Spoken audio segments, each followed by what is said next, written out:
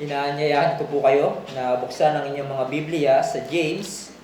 At ito po ang pinakahuli na pag-aaral natin sa libro ng James for the many weeks ng ating pag-aaral sa James ay tayo po ay nasa pinakadulo na ng ating pag-aaral ng libro na ito. James chapter 5 beginning verse 19.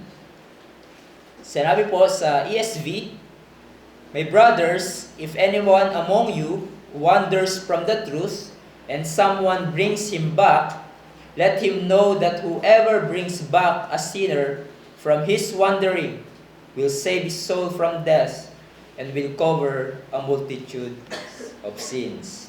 Tayo po ay manalangin at humingi ng tulong sa Diyos. O aming dakilang Diyos, kami po ay patuloy na sa inyo ay lumalapit at nagsusumamo, na kami po ay inyo pong tutulungan sa mga oras na ito, sa aming pong muling pakikinig ng inyong mga salita.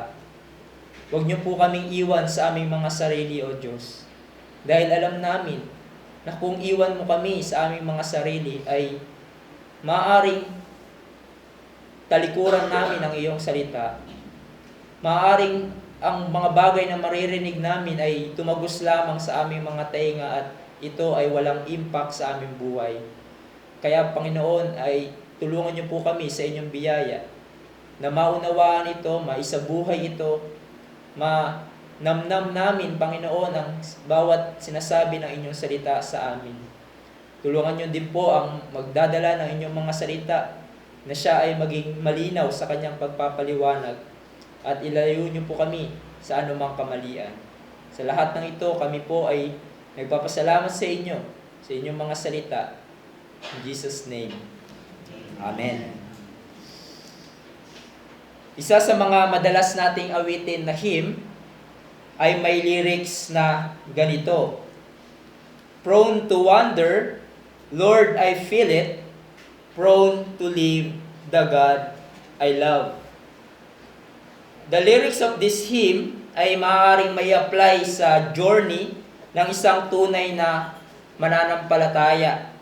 Dahil kahit na tayo ay naligtas na mula sa kapangyarihan ng kasalanan, ay masasabi natin na meron pa tayong labi ng kasalanan, may panahon na nahuhulog pa din tayo sa kasalanan at malapit pa din ang puso natin na maligaw. Kung hindi tayo magiging mapagbantay, ay maaari pa din tayong madaya ng masamang takbo ng sanlibutan ito, ng ating sinful flesh, ng ating kaaway ng kaluluwa, walang iba kundi ang dyablo. That's why we need God to help us and guide us sa bawat oras ng ating buhay. Kailangan natin ng biyaya niya sa buhay na ito. Kailangan nating i-avail ang mga means of grace o kaparaanan ng biyaya katulad ng salita ng Diyos, ng panalangin, ng fellowship upang tayo ay maging matibay sa ating pananampalataya at hindi basta-basta madaya ng kaaway ng ating kaluluwa.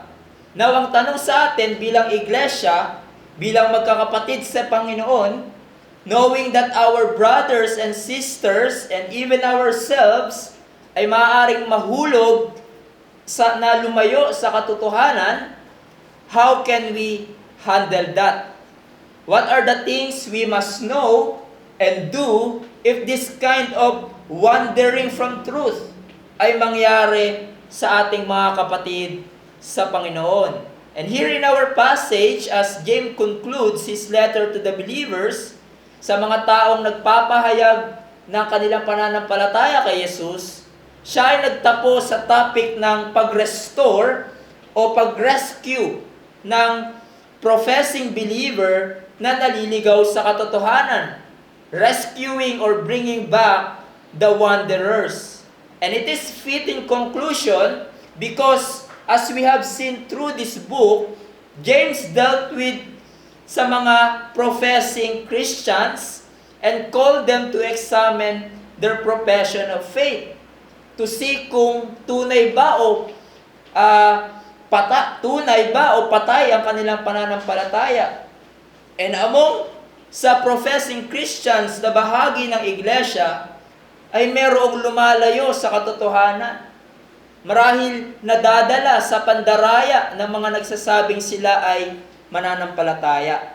So merong natatangay sa pandaraya, even ang mga tunay na believers. And so James concludes with a pastoral appeal sa mga believers na kanyang sinulatan, if this wandering from the truth happen in your congregation, ano ang dapat niyong itatak sa inyong isip at marapat ding gawin.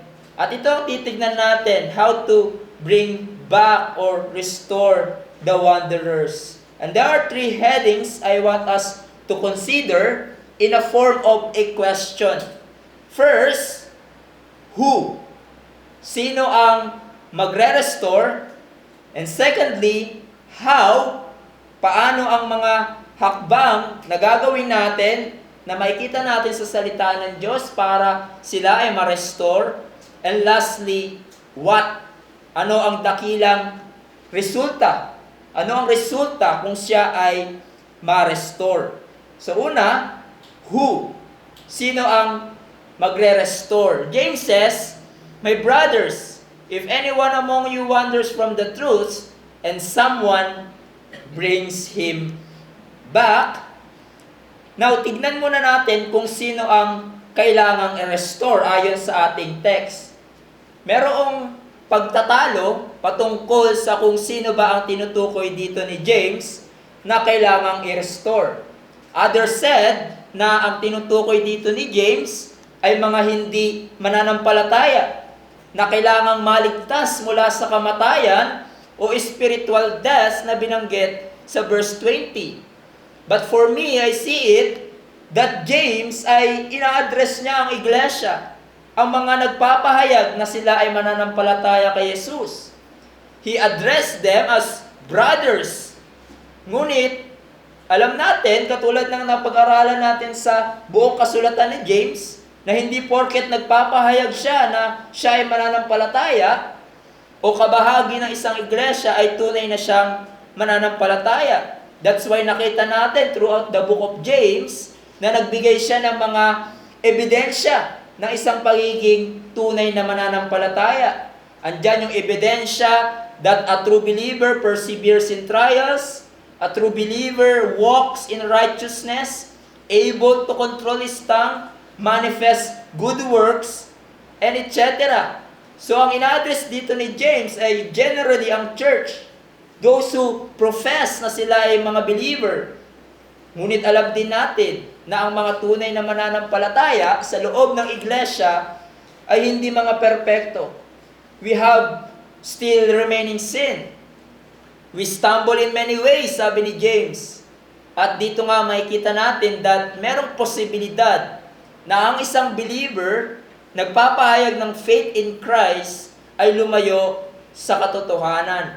And so James, sabi niya, if anyone among you wanders from the truth, yung salitang wander, planeo, kung saan nakuha natin yung English word na planet, just like a planet, di ba? Wandering around. In an active sense, it means ikaw yung lumalayo sa katotohanan, at in a passive sense, merong outside influence na naglalayo sa iyo. At dito ay, kung titignan nyo is, ang paggagamit ni James ay passive, ay merong outside force, influence na naglalayo sa kanila. Dinadaya mo ang iyong sarili o pwede nadadaya ka, kaya ikaw ay lumalayo sa katotohanan. At ito ay pwedeng mangyari sa isang nagsasabing mananampalataya, na lumayo ka, lumihis ka sa katotohanan. To stray from the truth implies departing from the truth of the gospel or some core Christian doctrine. Like, mag-iba yung paniniwala mo patungkol sa Bible, kay Christ, salvation, and to God. So, At kung ganyan yung paniniwala mo, it is inevitably will result also to moral deviation. Though ang focus dito ni James ay pagtalikod sa katotohanan, sa ebanghelyo, sa tinuturo ng salita ng Diyos, hindi maiiwasan na mag-iba din ang gawin ng iyong buhay. Kung mali ang iyong pinaniniwalaan. Sabi nga ni Lenski, behind and beneath all wrong moral is wrong doctrine, more or less unbelief. In other words, wrong belief will lead you to wrong living. Your belief will determine your behavior. Sometimes, ang isang tao ay pinaniniwalaan niya ang maling katuruan dahil nahulog na siya sa mabigat na kasalanan. At kailangan niyang bitawan yung sinasabi ng salita ng Diyos para i-justify niya ang kanyang kasalanan. But oftentimes, other times, a person embraces ang maling doktrina na nagdudulot sa kanya na gawin ang iba't ibang klaseng kasalanan.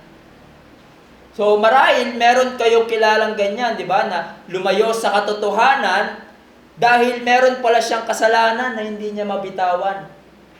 Or niyakap ang maling katuruan para i-justify ang kanyang ginagawang kasalanan. And James acknowledges na maaari itong mangyari either way sa nagsasabing siya ay believer. Maaari siyang maligaw ng landas both doctrinally and morally. Malihis siya sa tamang paniniwala at sa dapat na gawi ng buhay ng isang taong naniniwala sa Diyos. We are prone to embrace error and falling into sinful practices. At itong paglayo sa katotohanan, you know what? It happens gradually. Hindi ito isang araw, nagigising ka at sasabihin mo, gusto ko nang lumayo sa Panginoon at sa katotohanan. No. Paunti-unti yan. Hanggang totally lumayo ka na talaga. Just like sa pagkahulog sa matinding kasalanan or grievous sin. It may start to a desire, tulad ng sinabi ni James sa chapter 1, na-attract ka sa temptation, then you start to justify it, nadaya ka na, marahil sinasabi mo, wala naman sigurong nakakaalam sa ginagawa ko, tinutwist mo na yung truth, then you start to design, you start to plan, meron ka ng planong ginagawa para tuluyang lumayo sa katotohanan at magtuloy-tuloy sa kasalanan. But sinabi ni James, when it is fully grown, it brings forth death. Tuluyang nahulog ka na at lumayo sa Panginoon. Same thing sa straying away from the truth. There's a gradual process. Maaaring magsimula ito dahil hindi ka na nagbabasa ng salita ng Diyos at hindi ka na nananalangin.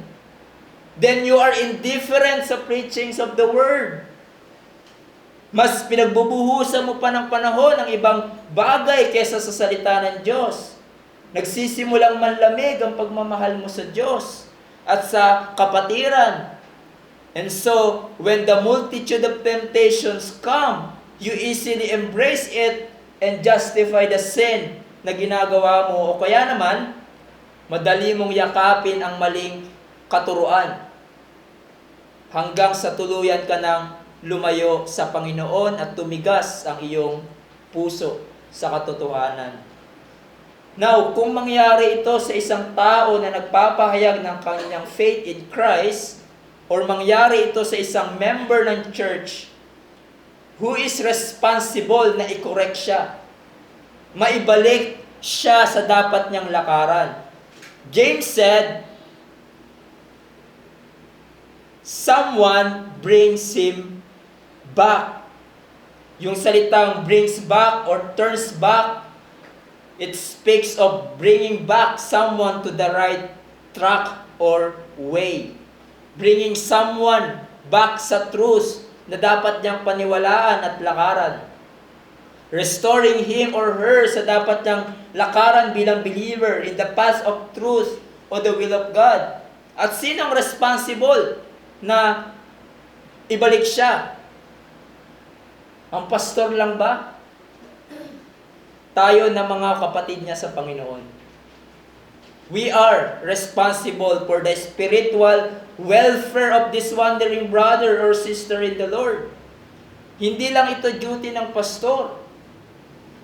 Kung nakikita mo ang kapatid mo sa Panginoon na naliligaw ng landas o kumbaga andun na siya sa edge na talagang mahuhulog na siya sa bangin ng kasalanan, you don't say, hintayin ko na si pastor mag-deal sa kanya.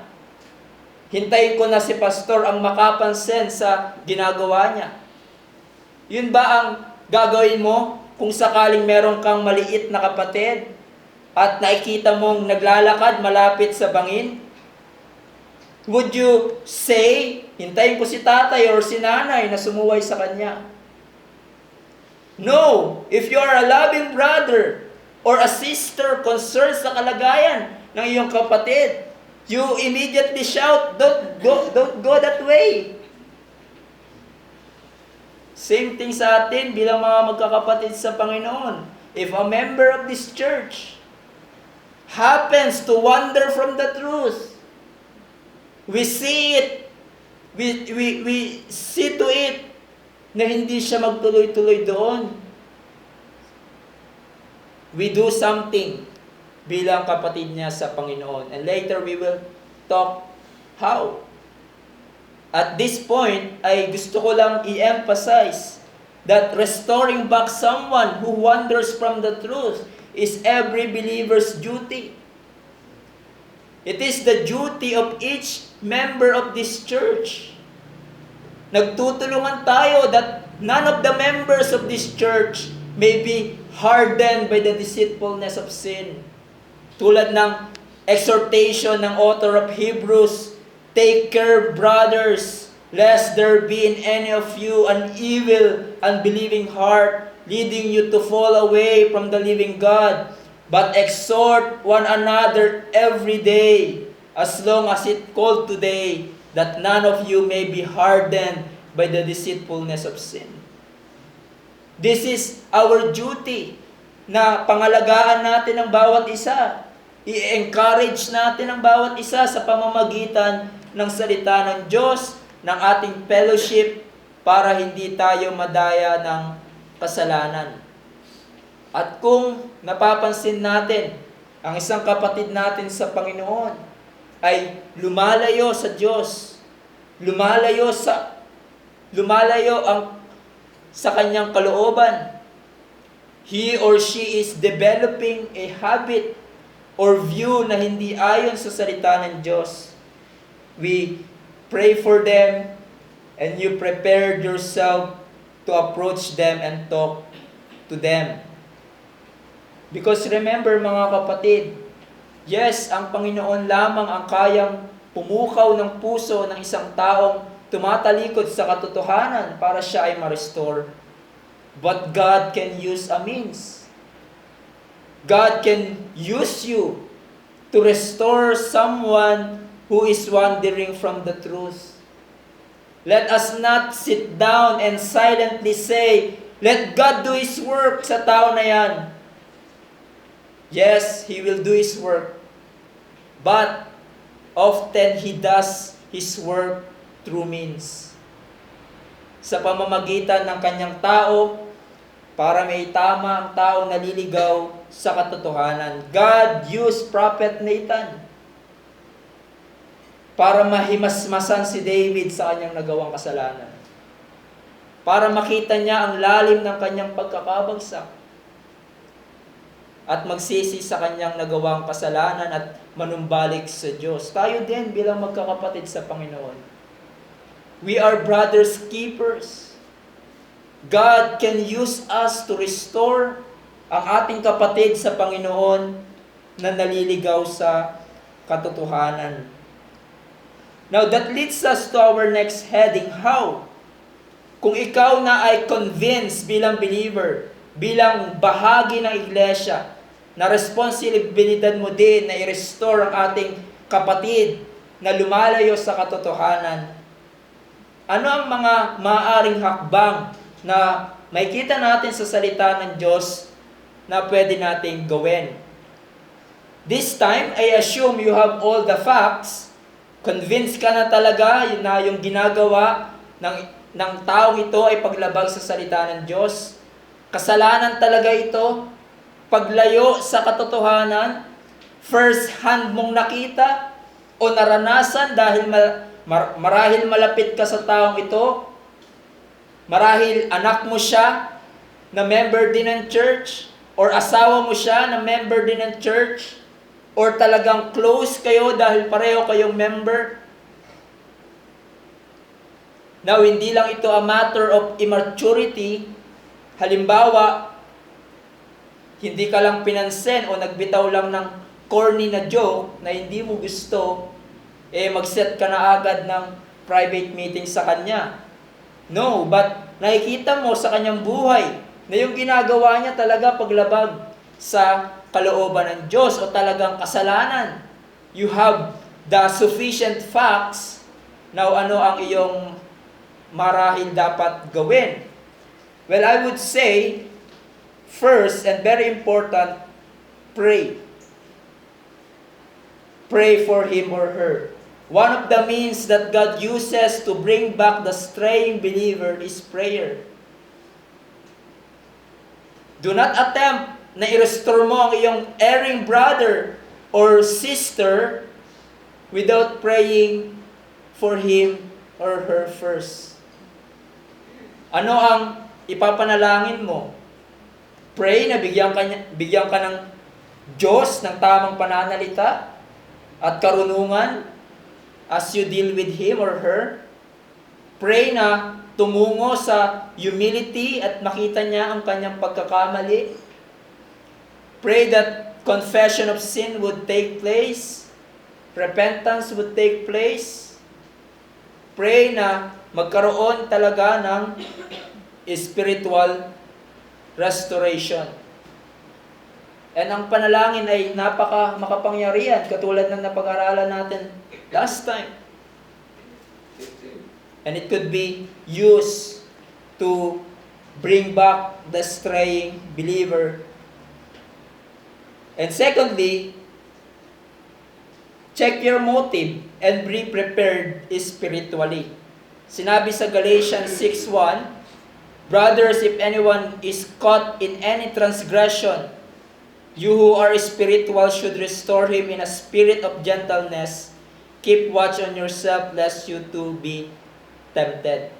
Now, we have studied this. If you remember yung turo din dyan ni Pastor, dapat handa ka at tama yung motive mo sa pag-approach sa yung erring brother and sister.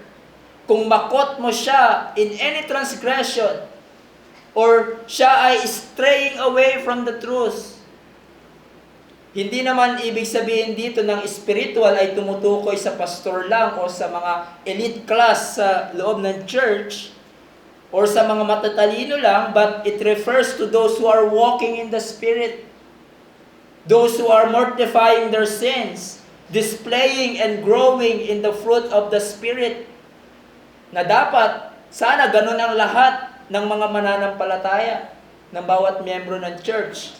But alam natin, hindi lahat ganon. Kaya nga merong warning si Pablo na kung gagawin mo yan, restoring someone who is erring, bantayan mo ang iyong sarili. Dahil baka mamaya meron ka ding kasalanan na tinatago. At hindi mo kino-confess sa Diyos, imbis na matulungan mo siyang makorek, imbis na matulungan mo siyang ma-restore, mag-join ka sa kasalanan na ginagawa niya. Or mag-agree ka sa ginagawa niya at siya ay kampihan mo. And so, guard your motive. Hindi mo gagawin yung pag-restore sa kanya para ipahiya siya lalo. O para ipakita sa kanya na ikaw yung tama at siya ang mali. No, your goal is, dahil kilala mo siyang kapatid sa Panginoon, minamahal mo siyang kapatid sa Panginoon, your goal is for them to be restored. Restoration in love ang goal at hindi para lalong ibagsak siya. Paul said, do it in a spirit of gentleness. Ginagawa mo ito because you are truly concerned sa iyong kapatid sa Panginoon. So after you have prayed, after you check your motives, and you are prepared, thirdly, go directly to the person. Matthew 18:15 says, if your brother sins against you, go and tell him his fault between you and him alone. If he listens to you, you have gained your brother. So kung nakita mo na lumalayo sa katotohanan ng iyong kapatid sa Panginoon, or you caught him or her in sin, o nagawan ka niya ng kasalanan, you seek him or her para ayusin yung nakita mong obvious na kasalanan na kanyang ginagawa. Huwag mong i-chismis sa iba. Huwag kang humanap ng kakampi at basta ipagawa mo sa iba yung dapat ikaw yung ginagawa. Kung ikaw mismo yung naka-witness, nakaalam ng ginawa niya, o nakakita ikaw mismo, i-confront mo siya bilang kapatid sa Panginoon. Halimbawa, meron talaga siyang sinabi na sablay sa salita ng Diyos. Ikaw ang nakarinig, or nakita mong malinaw na kasalanan. Alam mo na hindi lang siya nagjo-joke. Ang una mong gagawin ay hindi ikwento mo muna sa iba. Tsaka ka gagawa ng aksyon. Kundi, kung kapatid mo yan sa Panginoon, member ng church na ito, you know that person, approach him directly, and you make sure sa inyong pag-uusap, you just stick to the issue. Ipakita mo na offense talaga yung ginawa niya. Marahil sabihin mo, alam mo kapatid, meron kang gantong sinabi na hindi talaga maayos, or nakita kita na ganito yung ginawa mo na malinaw, na malayo sa sinasabi ng Diyos, labag sa salita ng Diyos. And if he or she listens, you have won your brethren. At kung i-refuse niya yung sinasabi mo, walang repentance sa obvious na kasalanan na kanyang ginagawa, take 2 or 3 witnesses. And eventually, it may lead to be told to the church. This is the steps that I know that sinasabi ng salita ng Diyos, or methods that we can see sa salita ng Diyos, and how we can restore an erring brother or sister in the Lord. And I know it takes some sacrifices. Makakaranas tayo ng mga inconveniences. Kaya yung iba, suko na agad eh. Dahil ayaw nilang maistorbo yung oras nila, yung panahon nila. Iniisip ng iba, sayang lang laway ko dyan. No, ipaubaya ko na lang yan kay pastor. Hayaan ko, kung si pastor ang makadiscover ng kalokohan niya, ang mahirap dyan, nalaman na lang ng pastor, malala na yung sitwasyon. Na dapat naagapan sana, kung una pa lang ay na-confront na siya. Parang yung narinig kong sinabi ng isang preacher na merong member niya na alam ng isang member yung kasalanan na ginagawa ng kapatid niya sa Panginoon. Pero itong member na to, hinayaan niya lang yung erring member na yon. Hindi niya kinonfront hanggang sa tuluyang nagtuloy-tuloy talaga sa kasalanan yung member. Walang confrontation na nangyari, yung malala,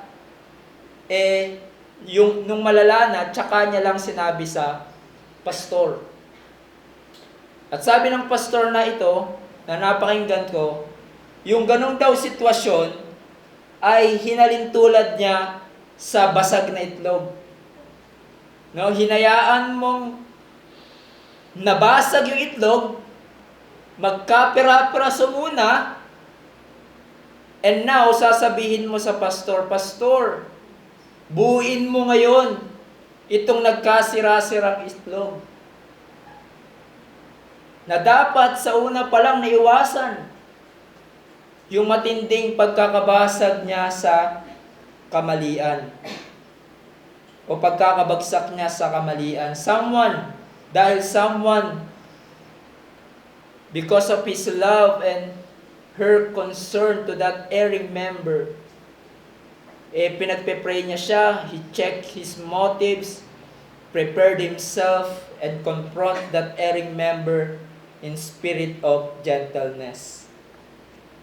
And it takes sacrifices.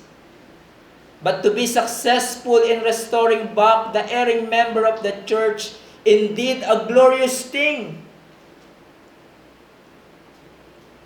What a great thing kung tayo merong maligtas, di ba?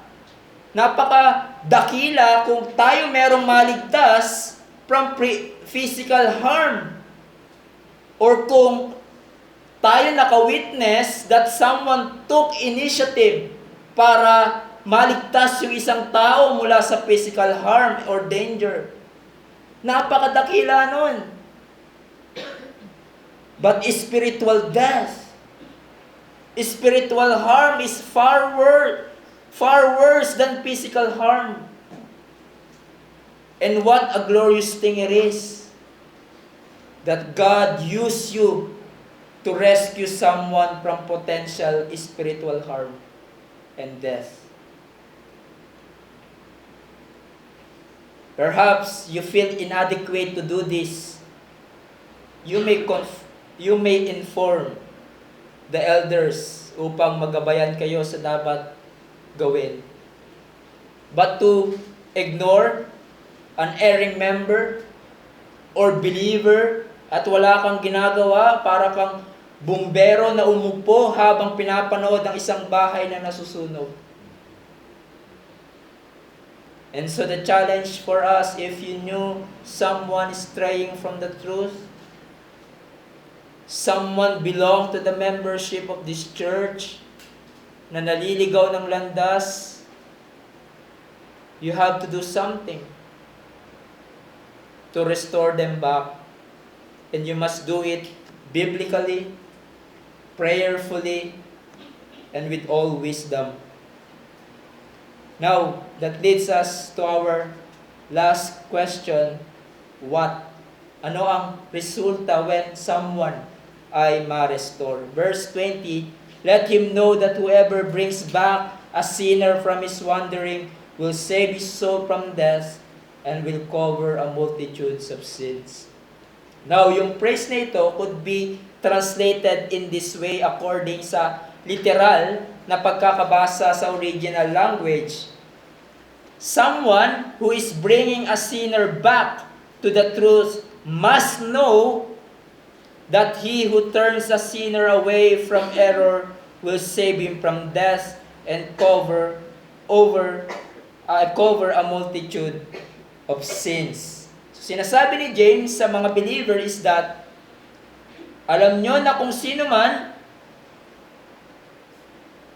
dahil imperative, alam nyo na kung sino man sa inyo na magtagumpay, na ma-restore ang isang nagsasabing believer mula sa kanyang kamalian, merong dalawang resulta ang mangyayari.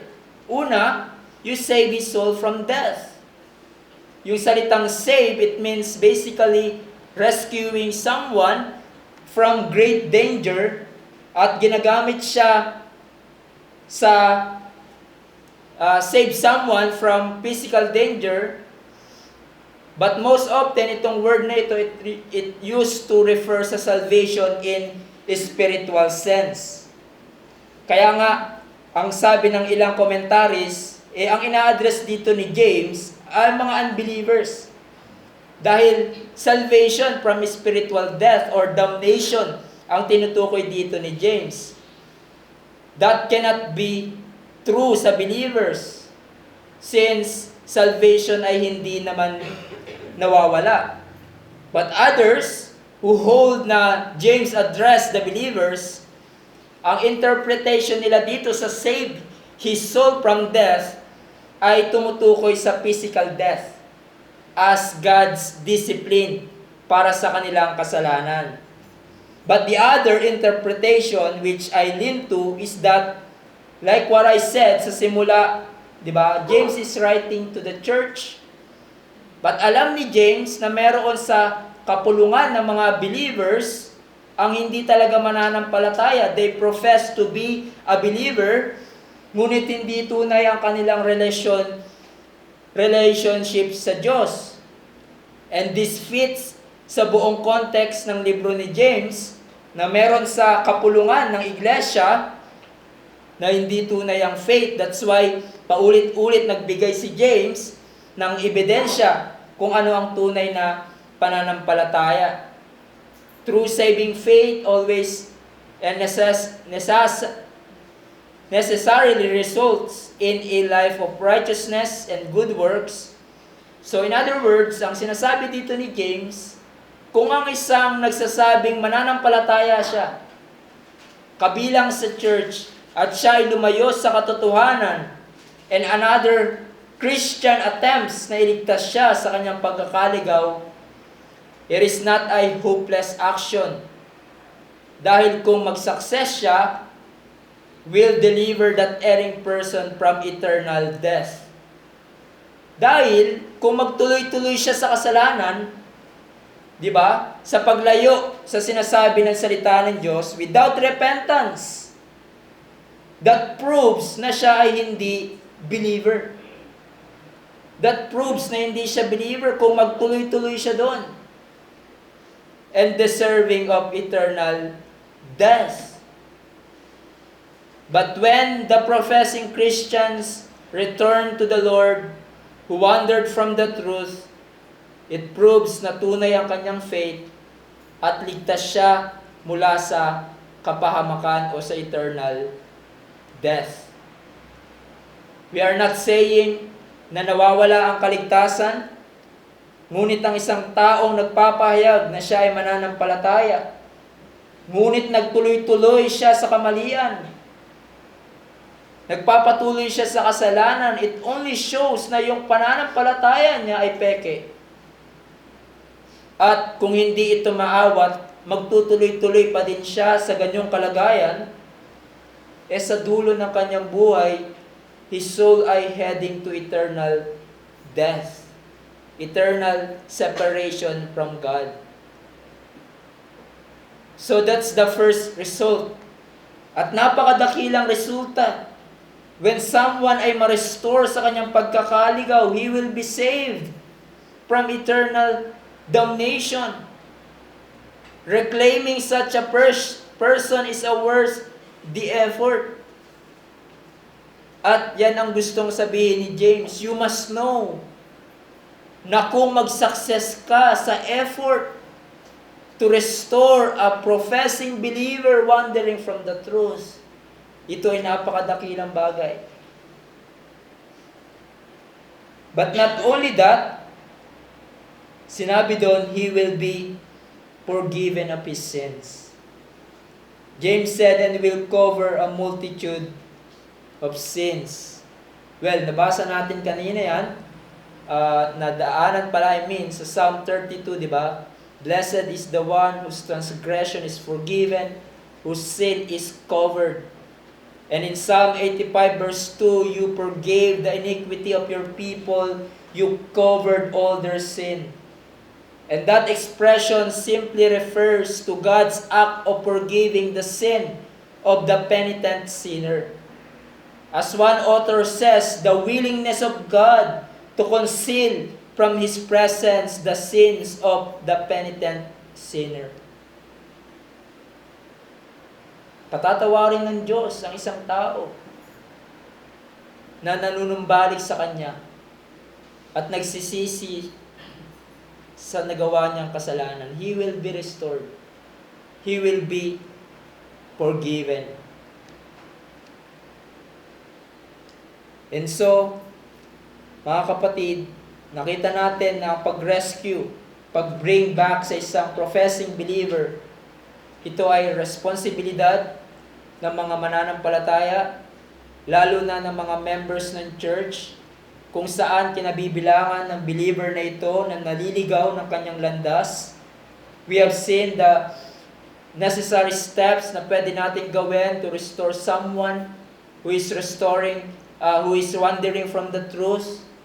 Nakita natin ang napakadakilang resulta once na maging successful tayo to restore that someone na lumalayo sa katotohanan. He will be restored and he will be forgiven. He will be saved from potential spiritual separation. Tulad ng nakita natin, a true believer may wander from the truth. Nawa bilang magkakapatid sa Panginoon, kung malaman mo na ganito na ang naging kalagayan ng iyong kapatid, lumalayo ang paniniwala at ang buhay sa salita ng Diyos. Marahil nagsisimulang yakapin ang kamalian. In love, approach that believer. Make unnecessary steps upang hindi siya magtuloy-tuloy sa ganong kalagayan. Huwag kang matakot o mahiyang i-approach mo siya.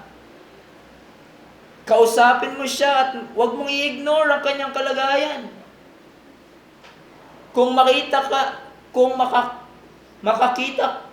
ka ng isang tao na malapit na sa physical harm, you don't ignore that person. How much more na dapat you don't ignore someone na papalapit sa spiritual na kapahamakan. Doing that rescue mission or restoring someone, again, often take a great sacrifices. But all our sacrifices are worth it kung sila ay maligtas sa spiritual danger. It is our duty to bring back any member of this church who is wandering from the truth. Therefore, we must be ready and prepared to restore the erring member. At gawin natin ito ng may pag-iingat, may kababaan ng loob, and with much prayer. We must point out to our brother and sister his error and restore them in the spirit of gentleness. Restoring someone spiritually remains the work of God. Ngunit maaari tayong gamitin ng Diyos ang ating pananalita upang manumbalik ang ating kapatid sa Panginoon na marahil naliligaw sa katotohanan. Marahil meron akong kinakausap dito. Nagpapahayag ka ng iyong pananampalataya kay Christ. Ngunit alam mo sa iyong sarili, lumalayo ka sa Panginoon. Lumalayo ka sa kanyang kalooban. Ang kalagayan mo ngayon ay katulad ng dinidescribe dito ni James. Wandering from the truth. You are embracing error and you fall into sinful practices. At alam mo yan sa sarili mo. Marahil hindi nakikita ng iba. Meron kang tinatagong kasalanan at nananatili ka sa kamalian. And we call you to repent. Don't go that path. Huwag kang magtuloy-tuloy dyan sa kamalian dahil yan ay ikakapahamak mo spiritually. Huwag mong patigasin ang iyong puso bagkos manumbalik ka sa Panginoon. At kung ikaw ay lalapit sa Kanya ng may tunay na pagsisisi sa iyong nagawang kasalanan, He is able to restore you. Or forgive you and forgive you for your multitude sins. Gaano man kalalim ang iyong pagkakabagsak sa kasalanan, He can restore you from wandering and bring you again to the path of righteousness. Sin, ang kasalanan, seems pleasurable and promises happiness. Ngunit ang dulo niyan ay kapahamakan. Don't continue that path. Surrender your cold heart, your wandering heart to the Lord, and He is able to restore you.